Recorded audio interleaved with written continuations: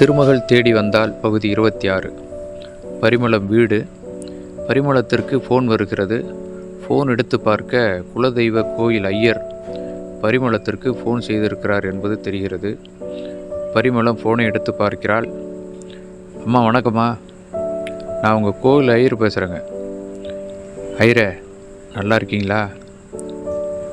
நல்லா இருக்கம்மா, உங்களை மாதிரி பெரியவங்க ஆதரவில் தான் நான் எப்போதுமே நல்லா தானே இருப்பேன் என்ற ஐயர் பேசி கொண்டிருக்கிறார். ரொம்ப சந்தோஷமாக இருக்குங்க. அம்மா, இந்த வாரம் கோயிலில் சின்னதாக ஒரு பூஜை வச்சுருக்கோம். அந்த மரத்துக்கு பக்கத்தில் ஒரு அன்னதான கூடம் ஒன்று கட்டியிருக்கோம். எல்லாருமே அதுக்கு உதவி செஞ்சுருக்காங்க. நீங்களும் போன தடவை நம்ம கோயிலுக்கு வந்தப்போ உதவி செஞ்சுருக்கீங்க. இப்போ மண்டபம் கட்டி நம்ம கிடா வெட்டு பூஜை எல்லாமே அங்கே தான் பண்ணிகிட்ருக்கோம். ஒரு சின்னதாக ஒரு பூஜை போட்டு திறந்துடலான்னு நினைக்கிறோம். நீங்களும் வந்துட்டிங்கன்னா ரொம்ப சந்தோஷமாக இருக்கும். நீங்களும் ஒரு பொங்கலை வச்சுருங்களேன். போன தடவை எனக்கு ரொம்ப கஷ்டமாக இருந்துச்சுமா உங்களை பார்க்கும்போது. அப்படியே உங்கள் மருமகள்கிட்டையும் சொல்லிவிடுங்க. ஆனால் இந்த தடவை வரும்போது சிவகுமார் தம்பியை நீங்கள் மருமக குழந்தைகளோடு எல்லாருமே சேர்ந்து வரணும்.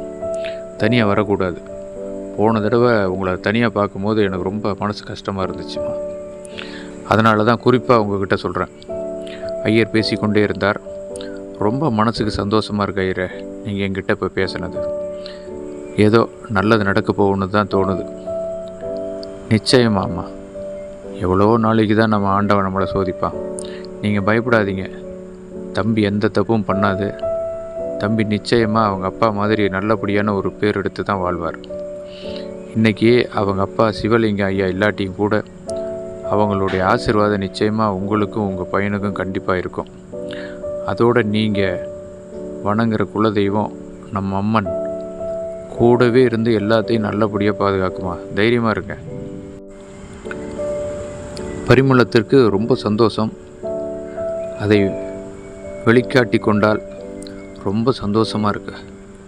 நீங்கள் சொல்கிறத கேட்கும்போது நிச்சயமாக நாங்கள் குடும்பத்தோடு வர்றோம். கண்டிப்பாக வாங்கம்மா, மறந்துடாதீங்க. இந்த வாரம் வெள்ளிக்கிழமை. சரிங்க என்று ஃபோனை வைத்து விட்டால் வைத்தவள் அப்போது ஆனந்தி எதிரே வருவதை பார்த்து, ஆனந்தி, நம்ம ஐயர் தான், குலதெய்வ கோயில் ஐயர் தான் பேசினார். இந்த வாரம் ஏதோ மண்டபம் கட்டி வச்சுருக்காங்களாம். அதை சின்னதாக ஒரு பூஜை வச்சு நீங்கள் குடும்பத்தோடு வாங்கன்னு சொல்லியிருக்காரு. நாம் போயிட்டு பொங்கல் வச்சுட்டு வந்துடுவோம்மா. சரிங்க அத்தை. என்னைக்கு? வர வெள்ளிக்கிழமை.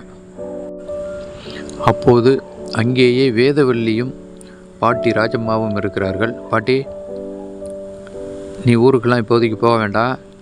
வெள்ளிக்கிழமை வரைக்கும் நீங்கள் இங்கே தான் இருக்கிற. சரிம்மா, இப்போ நான் போய் தான் அங்கே என்ன பண்ண போகிறேன்? இல்லை, ஏதோ சின்னதாக ஒரு குட்டியாக கடை வச்சுக்கிட்டு அந்த ஸ்கூல் பசங்களுக்கெல்லாம் இதை கொடுத்துட்ருப்பிய. ஆமாம்மா, சும்மா போர் அடிச்சது, என்ன பண்ணுறதுன்னு தெரியாமல் 10 கடல மிட்டாய், பென்சிலு, நோட்டு புக்கெலாம் வாங்கி வச்சுட்டு கொடுத்துட்ருக்கேன். வேறு நான் என்ன பண்ணுறது? என்ன பண்ணலான்னு சொல்கிறேன்? இல்லை, அதெல்லாம் பார்த்துக்கலாம். இன்றைக்கி என்ன கிழமை? திங்கட்கிழமையா? வெள்ளிக்கிழமை கோயிலுக்கு போயிட்டு வந்துட்டு நீ அதுக்கப்புறமா சனிக்கிழமை ஊருக்கு போகலாம், சரியா? ஆனந்தி சொல்ல சொல்ல வேதவல்லியும் ராஜம்மாவும் சந்தோஷமாக தலையாட்டினார்கள். இதை விட எங்களுக்கு என்னம்மா வேலை? உன் நல்லது தான் எனக்கு சந்தோஷமே என்று கூறினார்கள். தலைவாசல், மார்க்கெட்டு தெரு. சிவகுமார் ஏதோ ஒரு ஞாபகத்தில் பரிமளம் சொன்ன ஒரு அடையாளத்தை வைத்து கொண்டு ஒரு கடைவாசலில் நின்று கொண்டு பார்த்து கொண்டிருக்கிறான். அங்கே வந்த ஒரு ஆட்டோக்காரர், சார் சொல்லுங்கள். சார், யாரையோ அட்ரஸ் தேடுற மாதிரி தெரியுதே, யாரை பார்க்கணும் என்று கேட்டான்.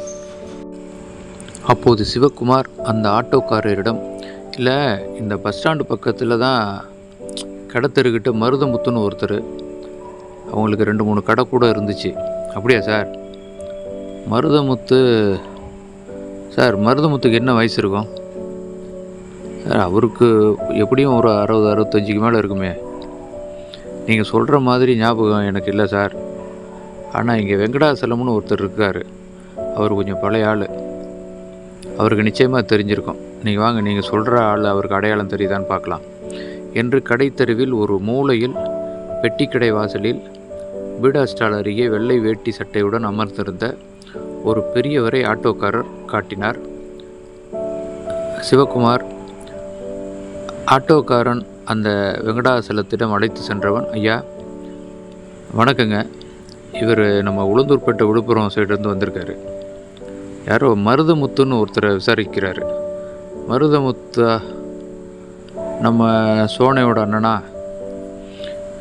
அது எதுவும் தெரியலைங்க, நமக்கு எதுவும் தெரியல, ஆனால் அது உங்ககிட்ட அழைச்சிட்டு வந்தேன், அவ்வளோதான். சரி, அவர் என்ன வேலை செய்கிறாரு நீங்கள் சொல்கிற மருதமுத்து என்று வெங்கடாசலம் கேட்டார். இல்லைங்க ஐயா, எங்கள் அம்மா தான் மருதமுத்துங்கிற பேரை சொன்னாங்க. அவருடைய இடத்த தான் ஸ்வீட் ஸ்டால் வைக்கிறதுக்காக ஒரு 20 வருஷத்துக்கு முன்னால் எங்கள் அப்பா இங்கே வந்து பார்த்துருக்காரு. அப்புறம் அட்வான்ஸ் கொடுத்துட்டு இருந்தாங்க. மறுபடியும் நாங்கள் கடை வைக்கலைங்க. அதனால் வேறு ஒரு இடத்துல அவங்க அந்த கடை வைக்கிறதுக்காக இடத்த கொடுத்துட்டாங்க. அதுக்கப்புறம் அட்வான்ஸ் பணத்தை கூட திரும்ப வந்து கொடுத்துட்டதா அம்மா சொல்கிறாங்க. அம்மாவுக்கு அடையாளம் தெரியும், இருந்தாலும் நாம் விசாரிக்கலான்னு தான் வந்திருக்கேன். ரொம்ப வருஷம் ஆயிடுச்சு இல்லைங்களா? ஸ்வீட் ஸ்டால் வைக்கிறதுக்காக இடம் பார்த்தாரா? எத்தனை வருஷம் இருக்குன்னு சொன்னேன்? ஒரு 18-20 வருஷம் இருக்குங்க. அதுக்குள் ஆட்டோக்காரர் யோசித்தார். நான் ரொம்ப சின்ன பையனாக இருந்திருப்போம் போல இருக்கே. ஆமாங்க, அப்போ நானும் சின்ன பையனாக தான் இருந்தேன் என்றான் சிவகுமார். ஆனால் வெங்கடாசலம் ஏதோ யோசித்தவர், தம்பி எந்த ஊர்னு சொன்னீங்க? விழுப்புரம் பக்கத்தில் ஒரு கிராமங்க. நீங்கள் சொல்கிற அந்த மருதமுத்துக்கு இடத்த வாங்கி கொடுத்து அந்த இடத்துல இப்போ ஒரு பெரிய ஜவுளி கடை 1-2 இடத்தோடு சேர்த்து ஜவுளி கடை ஒன்று இருக்குது. அநேகமாக அவராக தான் இருப்பார்னு தோணுது. மருதமுத்து கவுண்டரு, விசாரிக்கலாம். ஆனால் மருதமுத்து இப்போ வீட்டில் இருப்பார் என்னன்னு தெரியலையே. அந்த ஆள் பூச்சி மருந்து கடை ஒன்று வச்சுருக்கிறார் நம்ம சின்னசாலை ரோட்டில். அங்கே ஒரு வேளை போயிருப்பாரோ என்னன்னு தெரியல. சரி, எதில் வந்துருக்கீங்க தம்பி? ஐயா, நான் காரில் வந்திருக்கேங்க. சரி, வண்டி எடுங்க, போய் அந்த பூச்சி மருந்து கடையில் போய் விசாரிப்போம். இந்த இங்கேருந்து பக்கம் தான், 4 கிலோமீட்டர் தான். வாங்க போகலாம் என்றவர் காரிடம் நடக்க ஆரம்பித்தார். சிவகுமாருக்கு ஒரே ஆச்சரியம். ஆட்டோக்காரனை பார்த்தார். ரொம்ப நன்றிங்க, சரியான ஆளை தான் எனக்கு நீங்கள் காட்டியிருக்கீங்க. சார், இவர் யார் உதவின்னு வந்து கேட்டாலும் ஓடி வந்து உதவி செய்வார். பழைய கம்யூனிஸ்ட் கட்சிக்காரர் சார். காசை பற்றி யோசிக்க மாட்டார். பாருங்கள், காலையிலேயே வெள்ளை வேஷ்டி வெள்ளை சட்டை போட்டுக்கிட்டு வெளியே வந்தாருன்னா வீட்டுக்கு போகிற வரைக்கும் உதவின்னு செஞ்சுக்கிட்டே இருப்பாருங்க. சாயந்தரம் வீட்டுக்கு போகும்போது 10 காசு பாக்கெட்டில் எடுத்துகிட்டு போகிறாரா இல்லையா தெரியாது. ஆனால் 10 பேரோட நம்பிக்கையும் 10 பேரோட மனசு சந்தோஷமாக இருக்கிறத பார்த்துட்டு தான் இவர் வீட்டுக்கு போவாருங்க. அதனால தான் இவர்கிட்ட உங்களை அழைச்சிட்டு வந்தேன் என்று சொல்லிவிட்டு ஆட்டோக்காரர் சிரித்தபடியே நகர, சிவகுமார் அந்த வெங்கடாசலம் என்ற அந்த பழைய கம்யூனிஸ்டுக்காரரை அழைத்து கொண்டு காரில் முன்பகுதியில் அவரை அமர வைத்து கொண்டு அவர் சொன்ன சின்ன சேலம் ரோட்டில் உள்ள பூச்சி மருந்து கடையை நோக்கி காரை செலுத்தினான். அப்போது சிவகுமார் வெங்கடாசலத்திடம் கேட்டார், ஐயா சாப்பிட்டீங்களா? நான் சாப்பிட்டேன் தம்பி, நீங்கள்? இல்லைங்க, நான் சாப்பிடல. வாங்க 2 பேருமே லைட்டாக சாப்பிட்டே போவோமே. தாராளமாப்பா, வாங்க, நான் உங்களுக்கு நல்ல ஹோட்டல் காட்டுறேன், வாங்க என்று அந்த ஆத்தூர் உளுந்தூர்பேட்டை சாலையில் நெடுஞ்சாலையில் ஒரு ஓரமாக அமைந்திருந்த ஒரு மோட்டலுக்கு அழைத்து சென்றார் வெங்கடாசலம். ரோட்டோரமாக விசாலாட்டமான இடத்தில் அந்த ஹோட்டல் அமைந்திருந்தது. அங்கே ஜீவனின் கார் நின்று கொண்டிருப்பதை கவனிக்கிறான். ஜீவன் அப்போதே கிளம்பி விட்டானே, இங்கே அவனது வேறொரு கார் என்று தெரியாமல் ஜீவன் உள்ளே போக அபிநயாவும் முருகனும் ஒரு டேபிளில் அமர்ந்து சாப்பிட்டு கொண்டிருக்கிறார்கள். சிவகுமாரை பார்த்தது முருகன் தலையை லேசாக குனிந்து கொண்டான். அபிநயா முருகனிடம் கேட்டான், என்ன முருகா, திடீர்னு சைலண்ட் ஆகிட்ட? இல்லை அபி, இவர் நம்ம ஏரியாக்காரர், மாணிக்க இனிப்பு கடைன்னு கேள்விப்பட்டிருக்கியா? ஹலோ, நான் சிட்டிக்கு போனால் அந்த கடையில் தான் சாப்பிடுவேன்.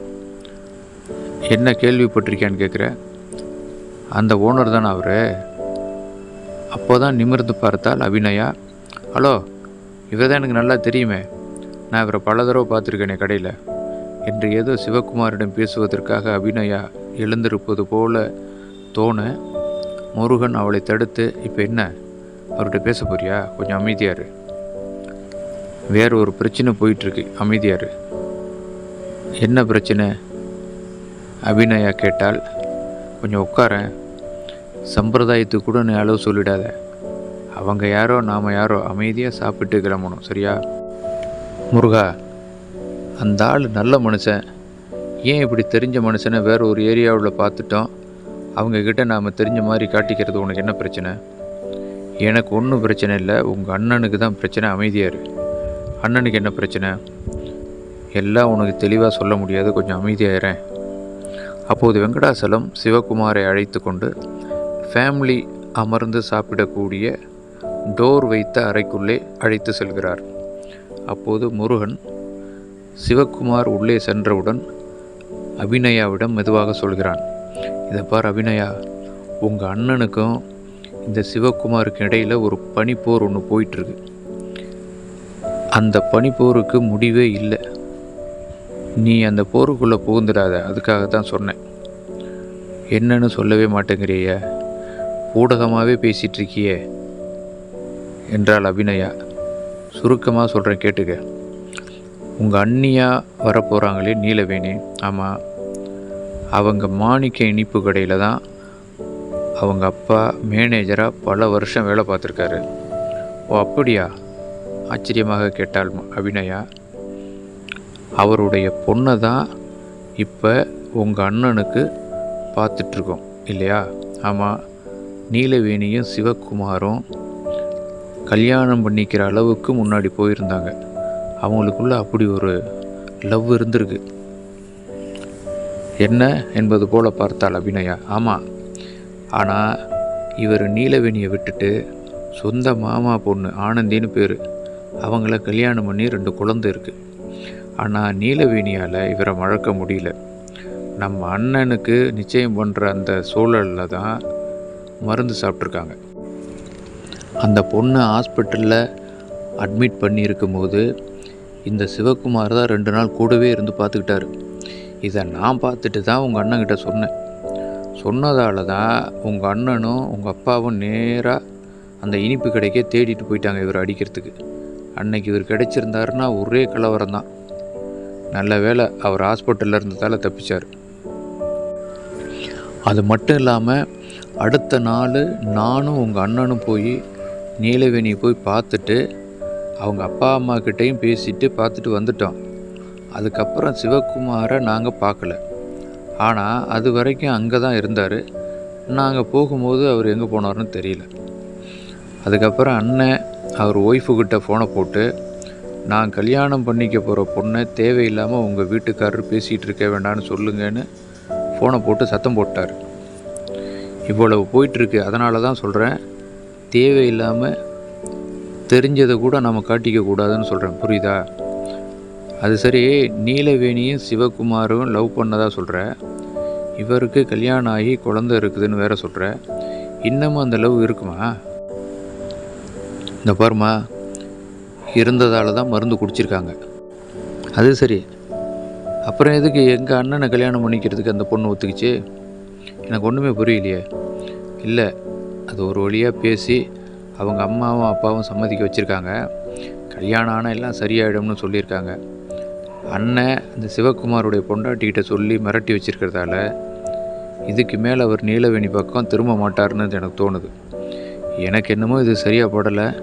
நீ சொல்கிறத பார்க்கும்போது நாளைக்கு தேவையில்லாத வேறு ஏதாவது பிரச்சனை வந்துருமோன்னு எனக்கு இப்போவே நான் யோசிக்கிறேன். அதெல்லாம் ஒன்றும் வராது அபிநயா. பொம்பளை பிள்ளைங்களை பொறுத்த வரைக்கும் கல்யாணம் பண்ணி கொடுக்குற வரைக்கும் தான். கொடுத்ததுக்கப்புறம் புருஷன் பொண்டாட்டி மகன் மருமக நாத்தனார் மாமனார் மாமியார் அப்படி போயிடுவாங்க. முருகன் சொல்லி கொண்டே இருக்க அபிநயா யோசித்தபடி, உண்மைதான் முருகன் நீ சொல்கிறது. அப்போது முருகன் தொடர்ச்சியாக சொன்னான், பெண்கள் கல்யாணம் பண்ணி கொடுக்குற வரைக்கும் தான்மா. அதுக்கப்புறம் சில பெண்கள் பழைய உறவை தொடர்ச்சியாக வச்சுக்கிட்டு இருக்காங்க. அப்படின்னா கணவன் வீட்டில் சரியில்லைன்னு அர்த்தம், வேறு ஒன்றும் கிடையாது என்று முருகன் விலாவாரியாக அபிநயாவிடம் கூறிக்கொண்டிருக்கிறான். அபிநயா முருகனிடம் பேசிக்கொண்டே, அண்ணனுக்கு இதில் ஏதாவது பிரச்சனை வந்துருமோ என்று முருகனிடம் கேட்கிறாள். வராத அபிநயா, அண்ணன் தெளிவான ஆள் என்று முருகன் பதில் சொல்ல, அப்போது ஜீவனிடமிருந்து அபிநயாவுக்கு ஃபோன் வருகிறது. சொல்லு அண்ணே, எங்கேம்மா இருக்கீங்க? அண்ணே, ஊர் பக்கம்தான் வந்துட்டுருக்கோம். பசி எடுத்துச்சு, ஒரு ஹோட்டலில் நானும் முருகனும் சாப்பிட்டுட்ருக்கோம். நீ எங்கே இருக்க? ஏதோ வண்டி பார்க்கணுன்னு சொல்லிட்டு போனியே, பார்த்துட்டியா? ஆமாம் பார்த்துட்டேம்மா. லாரியில் நெல் மூட்டை ஒரு பக்கமாக சரிஞ்சிருக்கு. ஏதோ டயர் ப்ராப்ளம் போட்டிருக்கு, வெடிச்சிருக்கு. வேறு வண்டியில் மாற்றி எடுத்துகிட்டு வர சொல்லியிருக்கேன். இப்போ நான் வீட்டுக்கு தான் போயிட்டுருக்கேன். சரி, முருகன்கிட்ட போன கொடு. டேய் முருகா, அபிநயா அங்கே போகணும் இங்கே போகணுன்னு எதையாவது சொல்லி ஒன்று கூப்பிட்டுக்கிட்டு இருக்கோம். நீ பாட்டு அங்கே இங்கேயும் கூட்டிகிட்டு போனேன்னு வச்சுக்க. ஆமாம், அடி வாங்கிக்குவேன். இல்லைண்ணே, நான் எங்கேயும் கூட்டிகிட்டு போகல, நேராக கூட்டிகிட்டு வரேன். நீ போய் சொன்னாலும் நீ எங்கே கூட்டிகிட்டு போனேன்னு அவளே வந்து என்கிட்ட சொல்லிடுவா. ஆமாம், சீக்கிரமாக வந்து சேரு என்று ஃபோனை வைக்க முயல. அண்ணே, ஒரு முக்கியமான விஷயம். என்ன? நாங்கள் இப்போ ஒரு ஹோட்டலில் சாப்பிட்டுட்ருக்கோம். ஆமாம், அங்கே மாணிக்க இனிப்பு கடையோட ஓனரு நம்ம சிவகுமார் யாரோ ஒருத்தர் கூட சாப்பிட வந்திருக்காருண்ணே. அப்படியா? Okay okay. காலையில் தான்டா 2 பேரும் பேசிகிட்டு இருந்தோம். தூக்கி வாரி போட்டது முருகனுக்கு. அண்ணே, என்ன சொல்கிறீங்க? நீங்கள் 2 பேரும் பேசிகிட்டு இருந்தீங்களா? எப்படி? அதான்டா, ஒரு பெட்ரோல் பங்கில் நானும் டீசல் பிடிக்க போனேன், அவரும் டீசல் பிடிக்க வந்தார். ஒரு 2 பேரும் பார்த்தோம். சரி, ஒரே ஏரியாக்காரங்களாச்சே, அதான் 2 பேரும் பேசிக்கிட்டோம். என்னண்ணே 2 பேரும் பேசிக்கிட்டோன்னு சாதாரணமாக சொல்கிறீங்க? உங்களுக்கு அவர் எதிரி, ஞாபகத்தில் வச்சிங்க. எனக்கு சிவகுமார் எதிரி இல்லை, நீ தான் எதிரி. ஃபோனை வச்சிரு மரியாதையா, கிளம்பி சீக்கிரம் வீட்டுக்கு வர வழியை பாரு என்று ஃபோனை வைத்தவுடன் முருகன் அபிநயாவிடம், என்னம்மா உங்கள் அண்ணன் பெரிய குழப்பவாதியாக இருக்கார், ஏன் என்னாச்சு என்றால் பதட்டமாக அபிநயா. இல்லை, நான் உங்ககிட்ட சொல்கிறேன், இந்த சிவகுமார்கிட்ட பேசிடாத, உங்கள் அண்ணனுக்கு இதனால் ஏதாவது பிரச்சனை ஆகிடும்னு. ஆனால் உங்கள் அண்ணன் என்ன பண்ணியிருக்காருன்னா, காலையில் இதே சிவகுமார்கிட்ட மணிக்கணக்காக பேசிகிட்டு இருந்திருக்காரு. அப்போது எந்த மாதிரி ஆள் உங்கள் அண்ணன்னு பார்த்துக்க. அபிநயா சிரிக்க ஆரம்பித்தார். இருவரும் சாப்பிட்டு முடித்து வெளியே வந்தார்கள். அப்போது சிவகுமாரும் வெங்கடாசலமும் சாப்பிட்டு விட்டு காரை வேறொரு சாலையில் திருப்பிய நிலையில் புறப்படுகிறார்கள். முருகன் தனக்குள் யோசித்து கொண்டிருக்கிறான். என்னவாக இருக்கும்? அண்ணன் எப்படி சிவகுமார்கிட்ட பேசினார், என்ன பேசியிருப்பார் என்று யோசித்தபடியே வண்டி ஓட்டுகிறான்.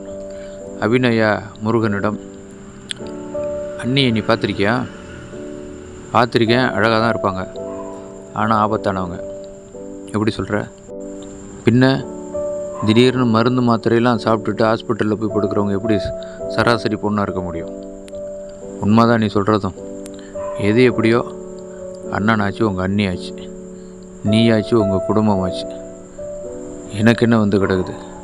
ஏன் எங்கள் குடும்பத்து மேலே உனக்கு எதுவும் அக்கறை இல்லையா? எங்களுக்கு ஒரு கஷ்டம்னா நீ கண்டுக்க மாட்டியோ? இந்த பாரு, உங்கள் குடும்பத்து பிரச்சனையை மட்டும்தான் நான் பார்த்துட்ருக்கேன். எனக்கு ஒரு தங்கச்சி இருக்கா, அவளுக்கு ஒரு கல்யாணத்தை பண்ணணும், எனக்கு ஒரு கல்யாணத்தை பண்ணணும்னு நான் இன்றைக்காவது யோசிச்சுட்ருக்கேனா? தெரிஞ்சிக்க. ஏன் முருகா, உனக்கு ஒரு பொண்ணு பார்த்துட்டியா? எனக்கு பொண்ணு பார்க்கல, என் தங்கச்சிக்கு மாப்பிள்ளையை பார்க்கணும். உனக்கு யாராவது தெரிஞ்ச பசங்க இருந்தால் சொல்லு, கட்டி வச்சிடலாம். தெரிஞ்ச பொண்ணு வேணா இருக்குது, நீ கல்யாணம் பண்ணிக்கிறியா? பொண்ணு யாருன்னு சொல்லு. நான் தான். அபிநயா சொல்லும் பொழுது அதிர்ச்சி அடைந்த அவனை அறியாமலேயே காரை ஒரு ஓரங்கட்டினார் முருகன். திருமகள் தேடி வருவாள்.